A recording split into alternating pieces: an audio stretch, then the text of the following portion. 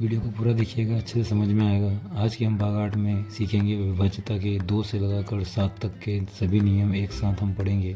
जैसे पहला क्वेश्चन दिया है कि 6, 7, 6, 2, 3 यह संख्या 2 से विभाजित है या नहीं, 3 से, 4 से, 5 से, 6 से और 7 से। इसी प्रकार से हम सारे गणित के साथ चेक करेंगे।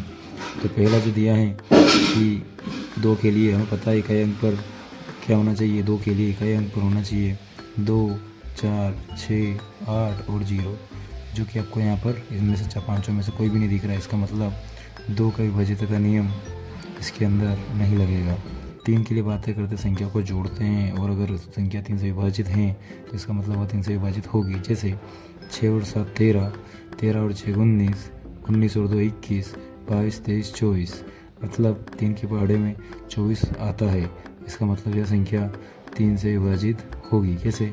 3 दूना 6, 3 दूना 6 बचा 1 16 हो गए, 3 पंजे 15 बचा 1 12 हो गया, 3 चौक 12 और 3 एकम 3। इसका मतलब विभाजित हो रही है। 4 से बात करते हैं, इकाई और दहाई अंक अगर 4 से विभाजित हो जाए या 0 0 हो तो संख्या 4 से विभाजित होती है। देखिए 4 पंजे 20, 4 छंग 24 ज़्यादा हो जाता है। इसका मतलब यह संख्या 4 से विभाजित नहीं हो रही है।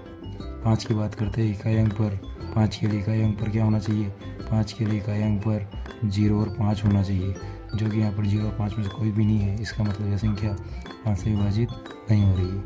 6 के लिए बात करते हैं, तो 6 के लिए हमने सीखा था पिछले वीडियो में कि यदि संख्या 2 और 3 दोनों को एक साथ विभाजित होती है तो वह संख्या 6 से विभाजित होगी, जो कि यह संख्या 3 से विभाजित है लेकिन 2 से नहीं।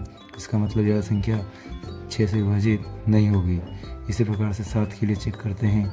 7 के लिए हमने पिछले वीडियो में देखा था कि जो संख्या दे रखी है जैसे 6, 7, 6, 2 और 3, इसका हमें इकाई अंक को दुगना करके इसमें से घटाना है। जैसे इसको छोड़ के इसका दुगना कीजिए, 3 दूना 6, तो यहाँ से 12 एक उधार लिया, 12 12 में 6 गया तो 6 बचा, यहाँ पर 5, 7 और 6। इसका फिर दुगना करते हैं तो 12 हम इसमें से घटाते हैं तो 5 दूना 5 में से 2 गए तो 3 और 7 में से 1 गया 6, फिर 6, फिर इसका दुगना करते हैं तो इसका दुगना करते हैं तो यह हो जाएगा 6 और बचेगा यहाँ पर 0 और 60। और आपको पता है कि ये संख्या 7 का पूर्ण गुणज नहीं है। इसका मतलब यह संख्या 7 से गुना या 7 से विभाजित नहीं होगी। देखिए इसमें क्या होता है कि पहली वाली संख्या को दुगना करना होता है, उसको छोड़कर दूसरी वाली संख्या जो पास में होती है उसमें से घटाया जाता है। तो मैं 3 का दुगना 6 करा, इसमें से घटाया, इसमें आगे घटाने के बाद ये प्रोसेस अंत तक जाती है। तो ऐसा होना चाहिए कि यह संख्या जो बची है शेष वह 7 से विभाजित है, 7 का गुणज होना चाहिए। Thank you. इस प्रकार से हम इस बारे में सीखे।